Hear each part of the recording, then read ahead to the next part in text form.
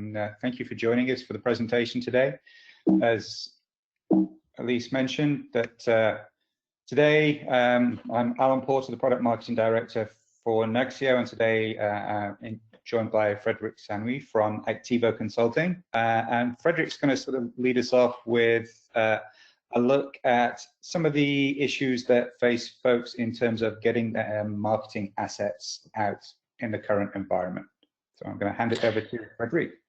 Yes, thank you, Alan. So thank you everybody to join this webinar, and I'm very excited to share my experience regarding DAM, ECM, and PIN project alongside this year. And maybe something we can start is just to get some interesting analytics. I just pick up this information from the Campus Analytics survey, marketing.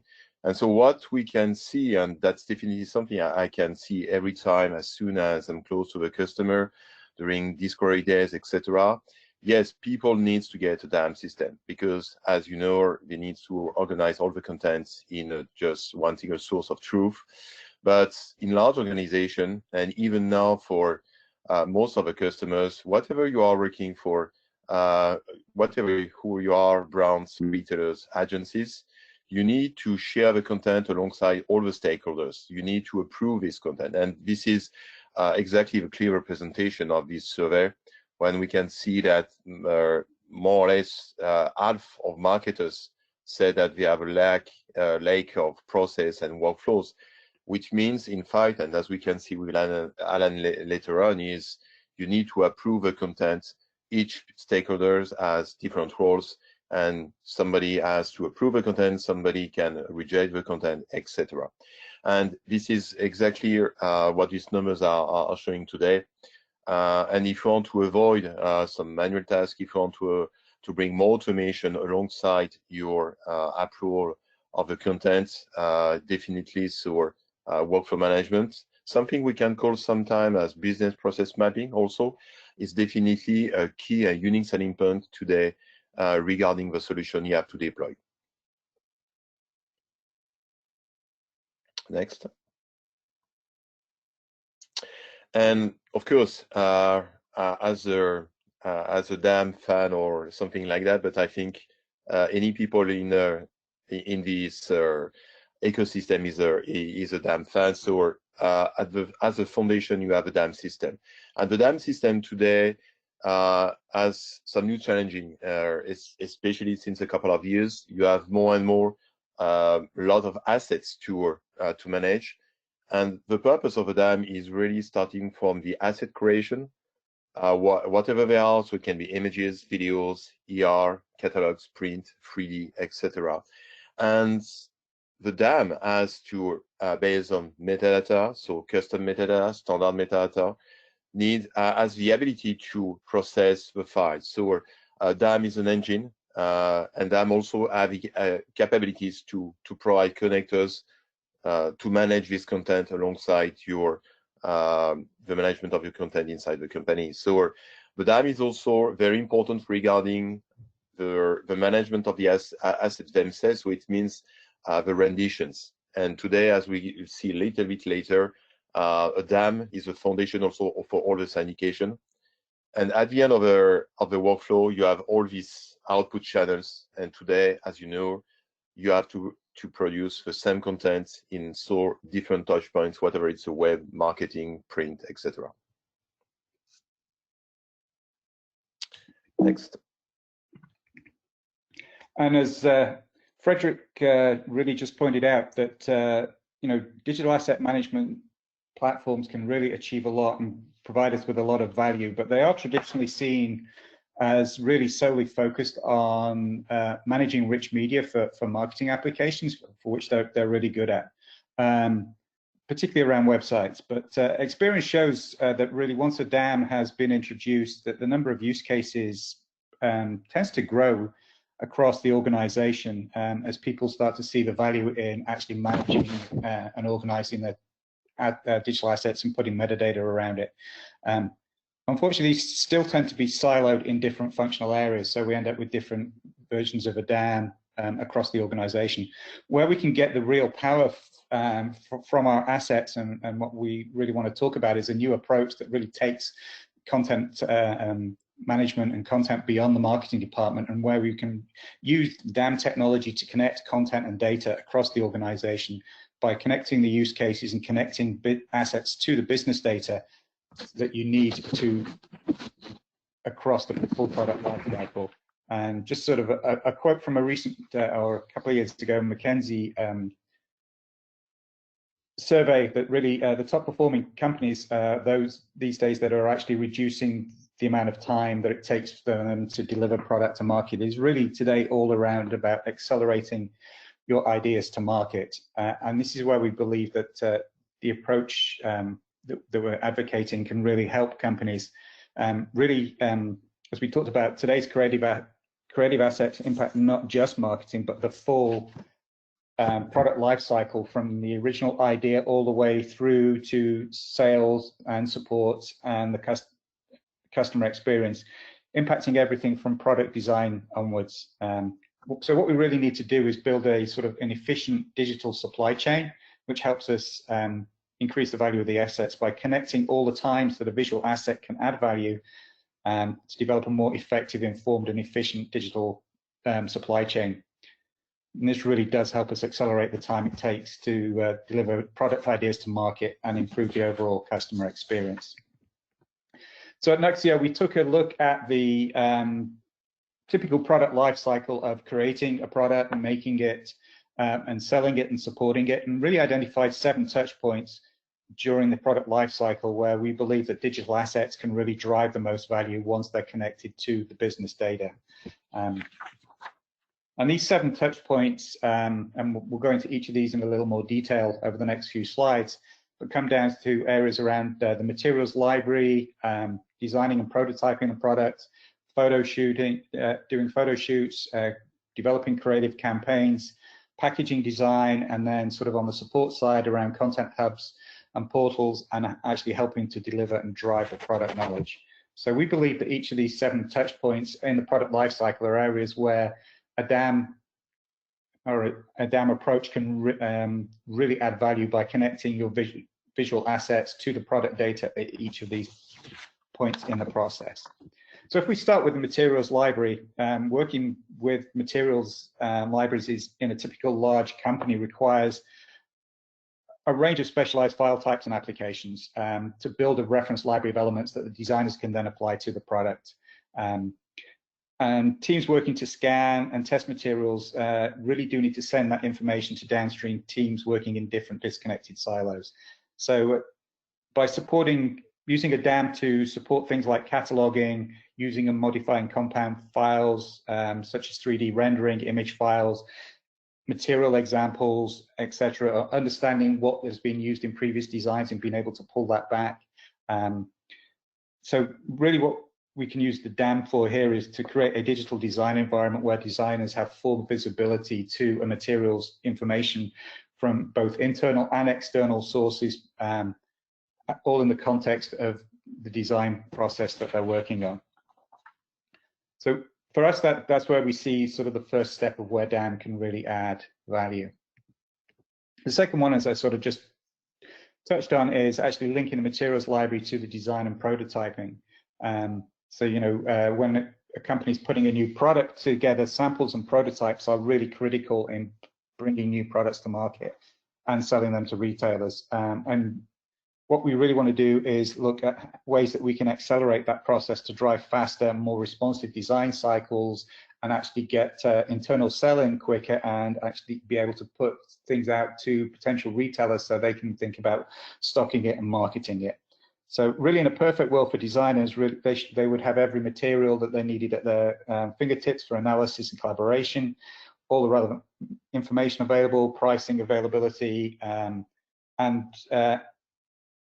be able to move things around the organization and get approvals without actually having to wait for physical product to be created.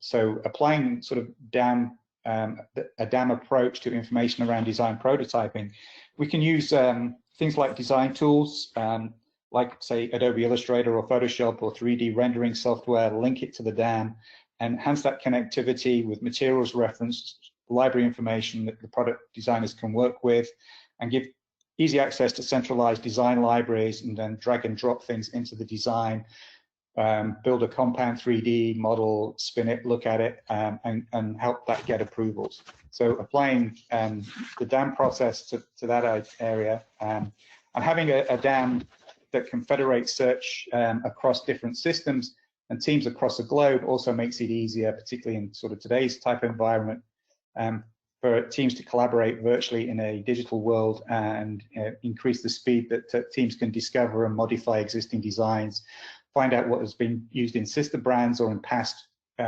design or seasons if it's a clothing manufacturer, and see what they can actually reuse, and again make the whole design and prototyping process a lot quicker and much more efficient.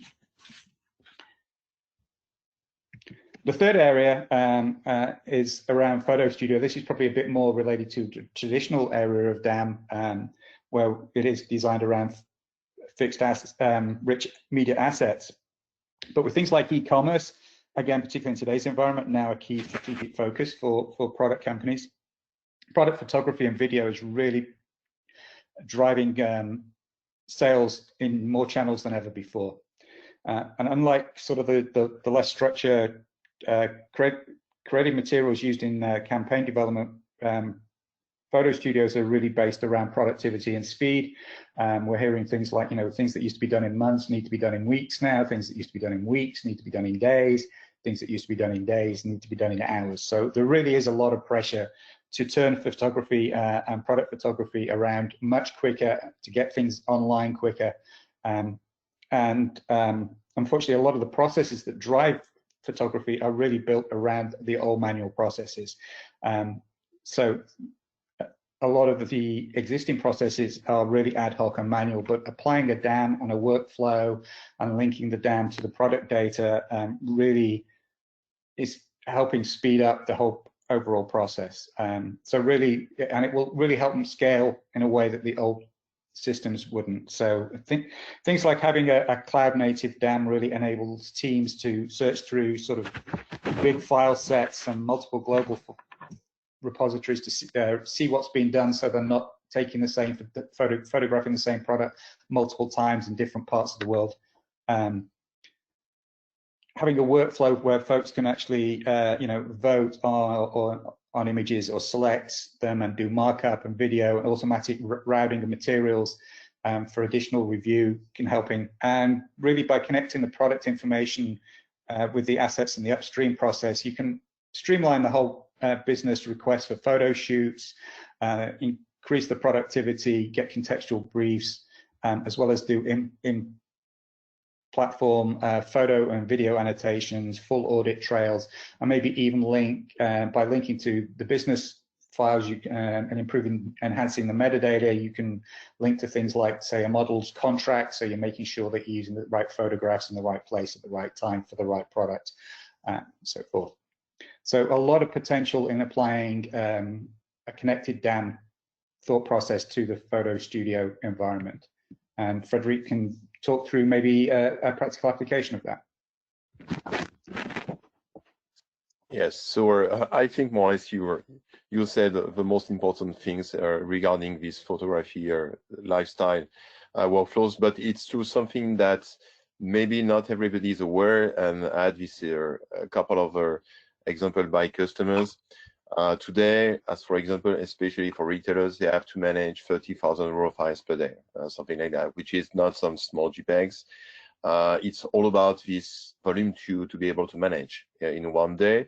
And at the same time, this retailer has also to be able to distribute, to syndicate this content in more than 50 different renditions in different channels, etc. So you can easily imagine the workflow that has to be able to manage behind from the photo capture. And most of the time, these people are using, I think, more or less the software is based on Capture One, so you can control the digital camera, you can get your raw files, you can develop the pictures. It's all based on some color currency, ICC profiles, etc. So it's a very complex things, and you need to approve this content alongside the different stakeholders from the customers. and you need to a very strong dam at that stage. So it's very important to be able to be from a dam to be capable to manage all this information. One thing also it's important because sometimes you have information before to get the file. So your system also has to be able to create some something like the project based on some custom layout of informations. And when pictures are coming inside the project, they are able to inherit from this information. So this one is a real challenge today, and sometimes not so many, I think, vendors can be able to manage the entire workflow. Thank you.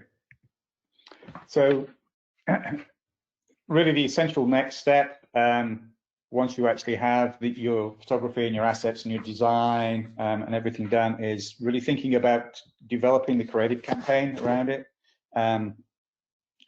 Ideally, marketing campaigns need to be planned and initiated as early as possible in the product lifecycle.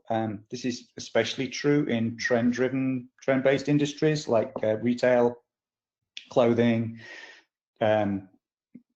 so forth, you know, footwear, apparel, cosmetics, and so really anything that's based on a fast-moving consumer brand.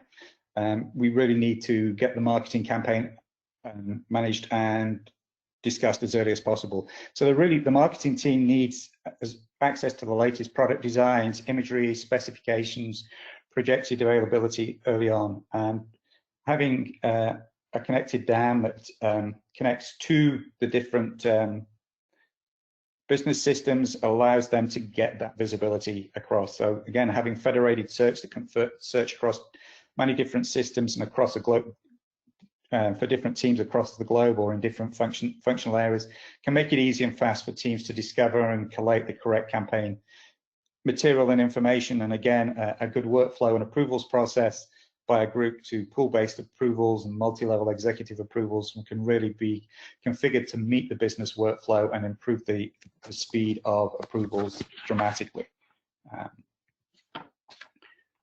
And one area we're finding there is a lot of interest in really applying DAM techniques and DAM approaches around packaging design. Creative design is needed for packaging and labels and often has exacting legal requirements around it. And you know, companies are looking to make sure that their customers have a consistent brand experience. They're meeting whatever local regulations and labeling standards they need, and localization of design is becoming key. The thing is, you know, new products, ingredient changes, rebranding, every product change creates a need for new packaging. And, you know, there's also, we're tending to find that the creative information and technical information needed often causes issues with the file formats whenever packaging is involved. And packaging designers are really called on to localize designs to multiple markets and to change specific elements like color and so forth to create many iterations of what is basically the same basic package design. So by applying sort of a DAM approach, connected DAM approach, that every person involved in the packaging design should really be able to be involved in the review and approval process and see the information that they need. You know, if we can connect the images from the graphic designers, copy from creatives, product information from a PIM system or design briefs, along with full versions and audit trails, it makes it easier to audit what changes need to be made, when they're made, who's changing them, and the approval process that goes with that. So we're finding that applying the sort of DAM approach in a packaging, connected DAM approach in a packaging design area is really giving each team member what they need to see to create the derivatives that they need to without cluttering up their space. And also the legal review and approval process can be done with low-res, by using low-res image previews instead of higher resolution views, while the graphic designers can still work with the uncompressed graphic files because they really need, in packaging design, they really need to get down into sort of the pixel level design on occasions. And again, Frederick's got a good use case to talk us through. Yeah, for sure. And I think alongside the photography workflow, it's maybe packaging is really one avatar, because for all the reasons you all just explained before, One thing that it's important to understand is today a packaging and artwork is something the most complex ever file you can find, because you have to manage different versions, because you have to make different translation of your files. So more and more brands in packaging are using multi-page PDF files to manage the different languages. But inside the file itself, you have a lot of complexity regarding the opacity, the transparency of the different layers, the management of spot colors, etc. And with some of the top packaging brands customer you have today, just try to open the file on your desktop and nothing really you can do. That's the one thing, the complexity of the file. The second point is really the workflow. At that stage, it's so important to get a real business workflow engine inside your solution. Most brands in packaging, they have to manage the approval cycle alongside different countries in the world. So it's starting from a brief. As we can see here, you have to manage different types of images, text. Most of the brands are working with agencies. At the end of the day, we have to master all these artworks in just one single file to be able to syndicate this content all alongside the different touch points. And so a couple of customers I know today, there are more than 1,000 online. They have to, in a single platform, your DAM, your ECM system, they need to collaborate. So it's very important.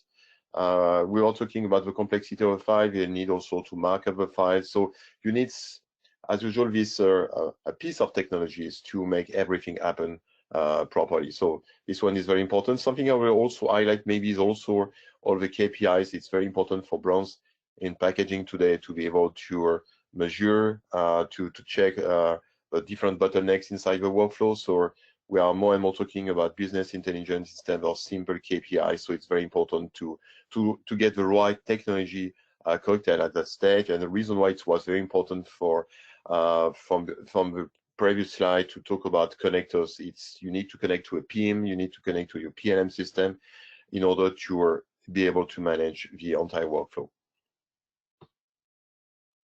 Thank you. So we've sort of talked about the steps around creating a product in terms of material design, materials libraries and design, in sort of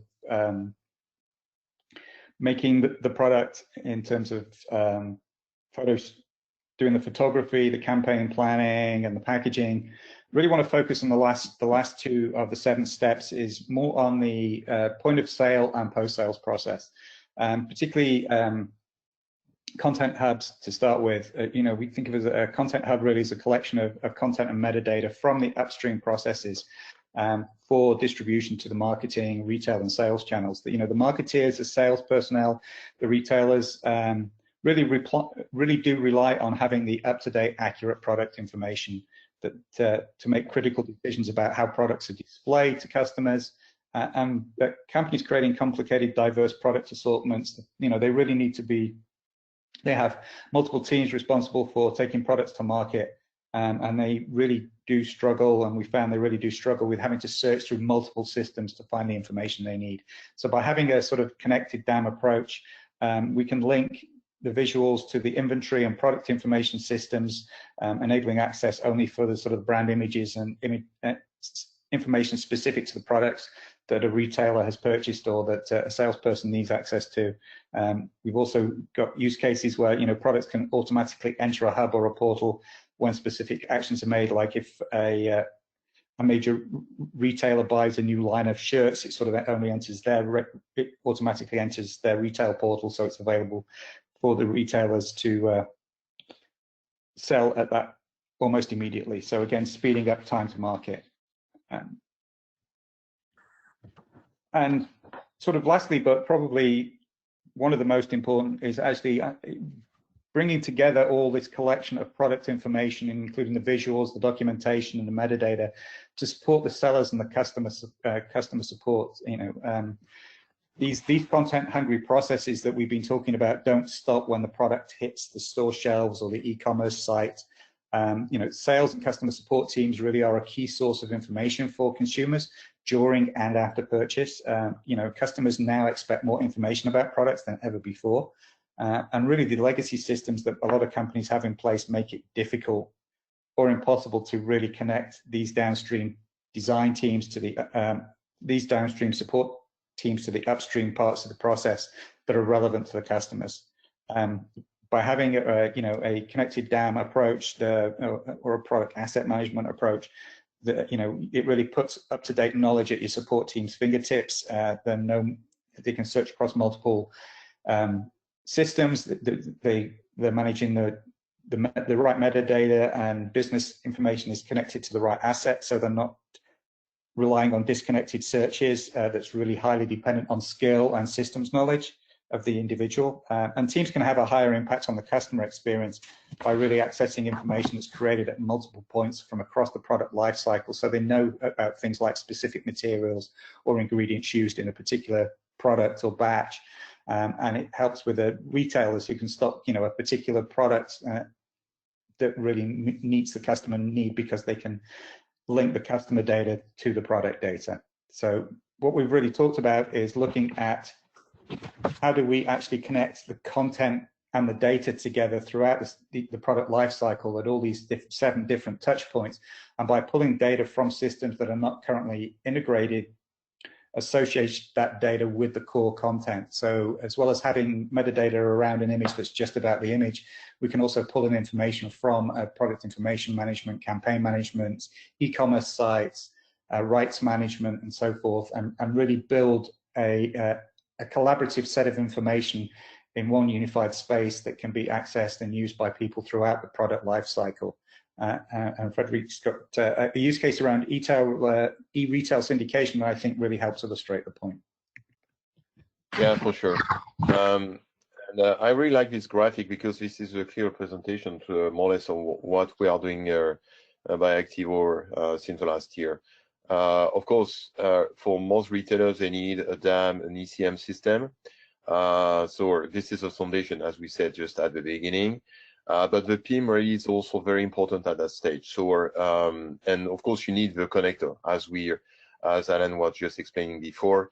The PIM is not really the place where you can manage high volumes of information. Even if some vendors will explain you that they can do everything in one system, it's not really the case, because, of course, it depends on the number of SKUs or you have to manage. There's a huge difference between 5,000 and 1 million, as for example. But for most retailers, they have a lot of them.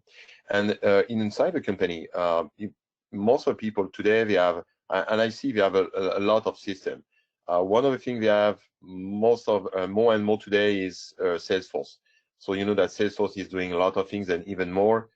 During the last event, they are even moving to the CMS. So, but they are used to, for large retailers, to manage even some assets, to manage all the commercial, the start of the project really at the stage. So it's very important to get to be able to inherit this type of information. Most of the people, they have also MI system or MDM system for master data management. So at one stage of PIM, and thanks to the technology that we have based on the API, etc., you can really aggregate all this information in one single source of your data. And the data is really the key things inside your workflow, because it will rely on your assets, but the data is really the aggregate of all your touchpoints that you have to syndicate. And sometimes, of course, you have different touchpoints, but sometimes you need also to update this information back to your ERP system. So it has to be, at the end of the day, very flexible. So you can, and it's very important at that stage to make the right choice regarding the technology.